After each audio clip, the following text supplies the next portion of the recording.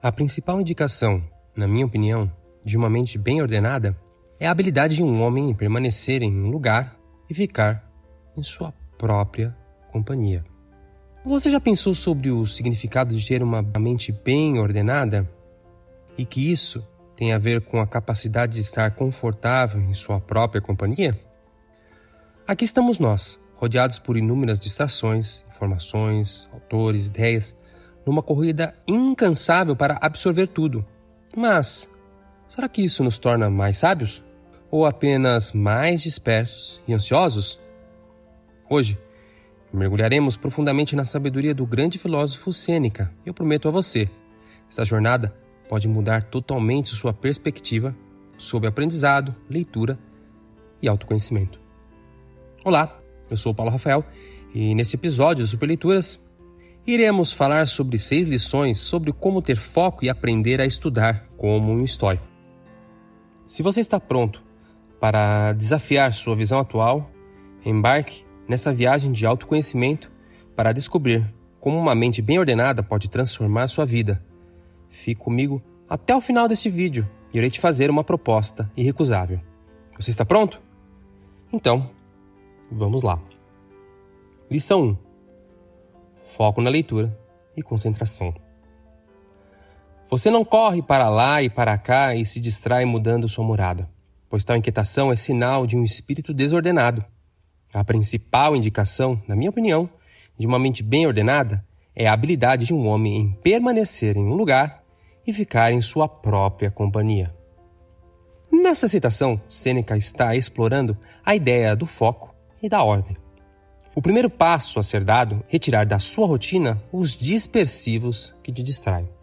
A partir disso, busque a ordem interior e exterior.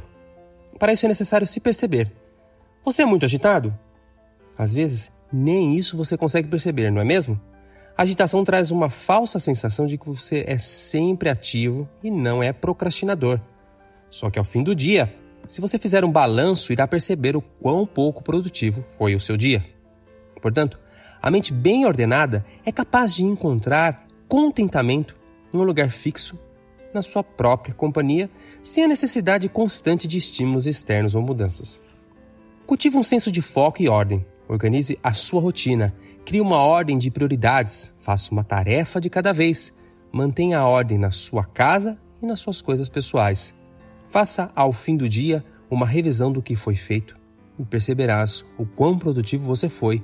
E isso cria um senso de satisfação, saúde mental e paz interior. 2. Limitar a leitura. Tenha cuidado, no entanto, para que esta leitura de muitos autores e de livros de qualquer espécie possam tender a torná-lo dispersivo e instável. Você deve permanecer entre um número limitado de mestres e pensadores e digerir suas obras para que construa ideias firmes em sua mente.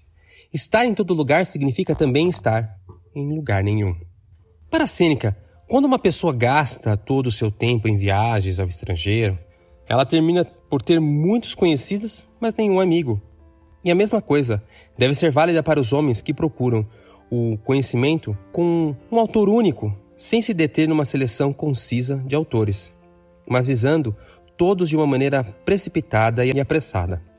Sêneca alerta para o perigo de ser excessivamente disperso em nossa leitura e aprendizado. Ele sugere que a absorção indiscriminada de uma variedade ampla de autores e ideias pode levar a uma falta de foco e uma instabilidade intelectual. Ao invés disso, ele aconselha a se concentrar em um número limitado de mestres e pensadores e realmente digerir suas obras de forma a construir ideias sólidas e estáveis em nossa mente.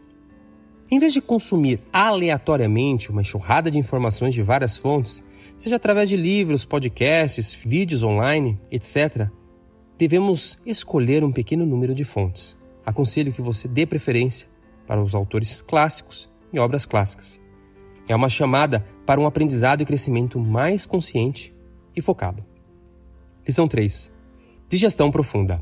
O alimento não faz bem e não é assimilado pelo corpo se ele deixa o estômago assim que é comido. Nada impede uma cura tanto quanto a mudança frequente de medicamento. Nenhuma ferida cicatrizará quando um bálsamo for tentado um após o outro. Uma planta que é movida frequentemente nunca pode crescer forte.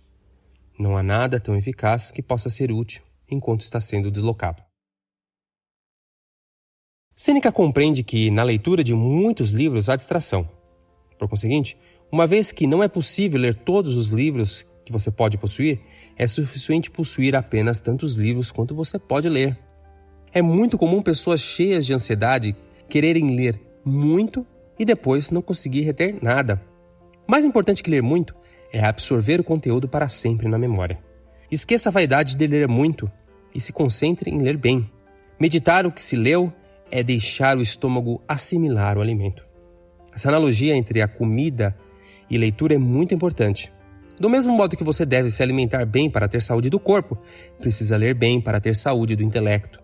Ler bem é meditar o que se leu, ler as obras valiosas que formaram o espírito dos grandes homens. Lição 4. Releitura. Mas você responde: eu desejo mergulhar primeiramente em um livro e então em outro. Eu lhe digo que é o sinal de gula brincar com muitos pratos, pois quando são múltiplos e variados, eles enfastiam, mas não alimentam. Então, você deve sempre ler autores de qualidade. Quando você anseia uma mudança, retroceda àqueles que você leu antes.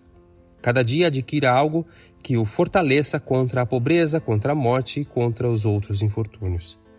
E depois de ter examinado muitos pensamentos, selecione um para ser completamente digerido naquele dia. Sêneca dá a lição importantíssima: voltar a ler as obras de valor. Eu já li e reli, por exemplo, a Ética Nicômaco de Aristóteles. É uma obra que sempre faço uma releitura e descubro algo novo. Quem lê pouco sempre acha que sabe muito. Quem lê muito sempre sente que sabe pouco. Não é possível absorver bem um conteúdo tendo visitado ele uma única vez. As obras clássicas sempre são perenes, por isso nunca saem de moda. Lição 5. Reflexão diária. Esta é a minha própria prática. Das muitas coisas que eu li, eu reivindico uma parte para mim. A reflexão para hoje é uma que eu descobri em Epicuro.